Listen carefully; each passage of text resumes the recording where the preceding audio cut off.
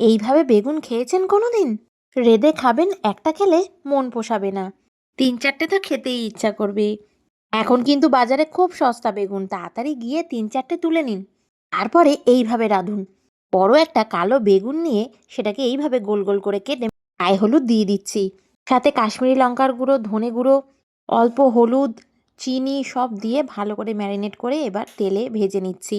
তেলে একটা পিঠ ভাজা হয়ে গেলে আরেকটা পিঠ কড়া করে ভেজে নেব। আর এদিকে একটা পেস্ট তৈরি করে নিই চলুন। পেঁয়াজ, আদা, রসুন, লঙ্কা, ধনেপাতা, টমেটো সবকিছু একবারে ভালো করে পেস্ট করে নিতে হবে। আর দিয়ে দিন নুন, হলুদ, শুকনো লঙ্কার গুঁড়ো, কাশ্মীরি লঙ্কার গুঁড়ো আর অল্প জল। এবার একটা মিহি পেস্ট তৈরি করে নিলাম। এবার কড়াইতে যা তেল আছে তার মধ্যে ফোড়নে দিলাম তেজপাতা, লবঙ্গ আর এলাচ। এবার মিহি পেস্টটা দিয়ে ভালো করে কষান। শীতের মটরশুঁটিটাও দিয়ে দিন। এবার অল্প অল্প জল দিয়ে ভালো করে কষিয়ে নিন। আর এবার পরিমাণ মতো চিনি দিয়ে যখনই দেখবেন থকথকে ব্যাপারটা চলে এসেছে তখনই ভেজে রাখা বেগুনটা দিয়ে দিন। এবার সব কিছুকে ভালো করে মিক্স করে নিন।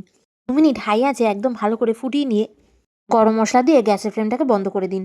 এবার একটা প্লেটে সার্ভ করছি, গরম গরম ভাতের সাথে পরিবেশন করব। ওহ, এবার খেয়ে মনে হচ্ছে যেন একটা 5 তারা হোটেলে খাচ্ছি।